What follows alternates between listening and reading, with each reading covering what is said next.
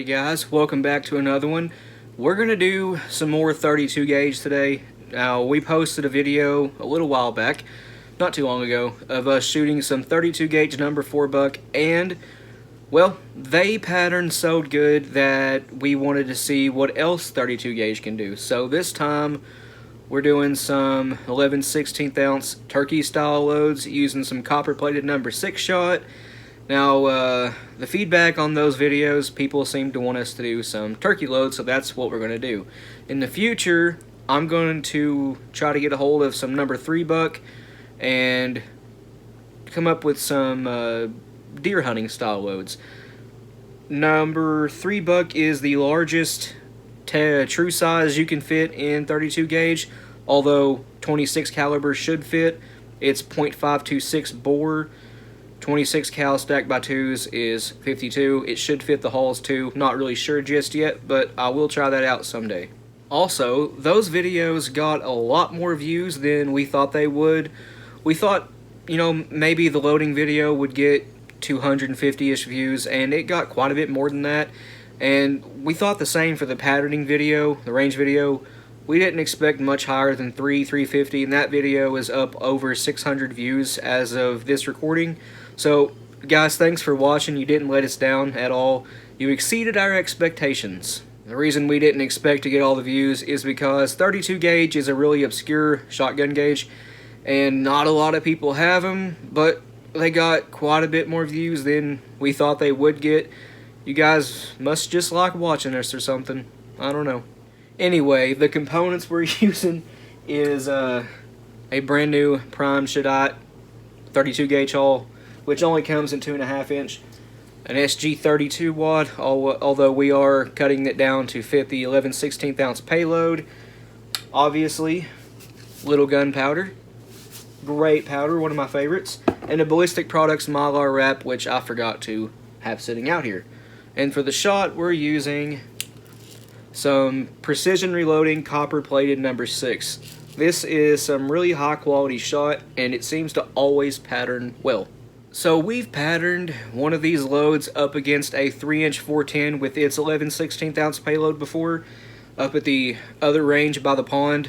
If you guys have never seen that range, it's 250 yards out in front of us up on the dam. Yeah, that's the high range, we call it, the old range we used to shoot at. But yeah, we compared one of these back to back with the 410, and the 32 gauge absolutely crushed it. It was almost laughable how much better the 32 gauge pattern than the 410. I love 410, but the 32 gauge just beats it in almost every way. So to start this little adventure, we're going to take this wad right here and cut off the shot cup. Don't throw it away, because you will be needing that if you have a 32 gauge. If you guys have a 32 gauge, comment and let me know. I'd like to know just how many viewers have a 32 or a 24 gauge. I know there's quite a few of you, but I don't think it's more than 10. Now, as for the bottom of the wad, you're going to want to cut off right here. Sorry, right here. Just leave the base of the wad, its gas seal, and a little bit of the crush section. One thing 3-inch does have over 3-inch 410 does have over 32 gauge is wads. The 410 has full-length style wads, whereas this is a very, very poor wad. The shot cup only holds 3/8 ounce of number 6 shot, which is not very much at all. Yeah, 410 wads are so much better. But the 32 gauge being a bigger bore, shooting the same payload, shorter shot string and all that, it patterns a lot better than a 410 does, even with its pathetic wads. So this is what you're left with, just the base of the wad and a little bit of the crush section and the shot cup. That's all you need. Now for the powder charge, we need, once again, 19 grains of little gun for the 11/16 ounce payload. Now, when I say 11/16 ounce, I'm taking into account the full lead payload, not the buffer. We are buffering this up to .70, so just a fuzz more than 11/16, but still, this is low enough pressure to where you can afford that little bit of extra payload weight. Once again, 19 grains. Okay, we have our 19 grains. Now, that 19 grain charge is what I use whenever I do 3/4 ounce loads. And with those, we get 1150 FPS, and I guess that going down to 11/16 ounce with the buckshot in the last video, we would maybe see 1175 FPS, and guess what we got, guys? We got 1179, so my guess was pretty much spot on. Anyway, take the base of the wad, get it seated, take your shot cup, just leave it about right there. Now, we need the Ballistic Products Myar Wrap. I don't know if you can see that or not, but anyway, this is the My Slim Mylar for small bore. All you do is roll it up, just like that, and set that inside your shot cup, and send it home. There we go. So the most shot this will fit with that Mylar wrap in place is 11/16 ounce with using the number 6 shot.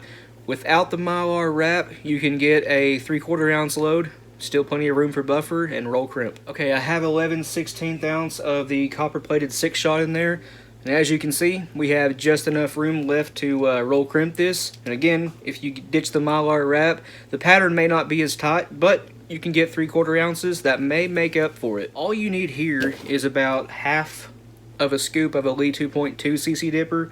Use a 1/4 scoop at a time though, because there's not much room left in this hole.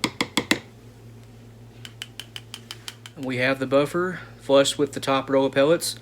Time for an overshot card and roll crimp this. For an overshot card, I'm just using one thin sliver of a 32 gauge nitro card right on top. Go ahead and get that as even as you possibly can. Ready to roll. Using a Ballistic Products 32 gauge roll crimp tool with a little bit of Professor Pugh CLP in it. Go ahead and roll it. Here's the end result. You can see the Ballistic Products roll crimp tools just don't do that nice of a job, but I do have a trick to make them look a little bit better, just like I showed you guys in the last video. And that's just taking a pair of needle nose pliers and making the edge of the roll as thin as you can, and then hitting it just for another second with that roll crimp tool just to tidy it back up. And after doing that, you can see it looks a million times better. You have a little bit of a taper on it, not much. I do have a GOP 32 gauge roll crimp tool on the way, or crimp finisher. But yeah, there you go, guys. 11/16 ounce turkey style load in 32 gauge. We will be testing these at the range just like we did with the number 4 buck. My cat's tearing up a bag. I have 5 of these ready to go. We'll once again test these at multiple different ranges just to see what they do at, say, 7 yards home defense, although this is not a load you'd use for home defense, but we might stretch it to 15 to start out with, then 25, 30, 42, and maybe even 50 again. Don't know about 50 yards, but I think at 42, this might just hold up. If you guys didn't watch the buckshot video we did with number 4 buck and 32 gauge, at 42 yards we had about a beach ball size pattern on the paper, which was awesome. Didn't expect it. The gun does have a full choke, 5.26 bore, choke down to 490, but we didn't expect to have that good of a pattern at 42 yards. At 7 yards, it was smaller than a baseball. But anyway, guys, we want to thank you for watching. Please like and subscribe. We always appreciate that. If you have any questions or comments, leave them down in the comment section below, and we'll get back to you. And if you want to, go check out our Patreon. It's as low as $1 a month, and you guys get early access to content. A link to that, as well as a link to our Instagram and Rumble accounts, will be in the description below. But other than that, you guys take it easy. We'll see you in the next one.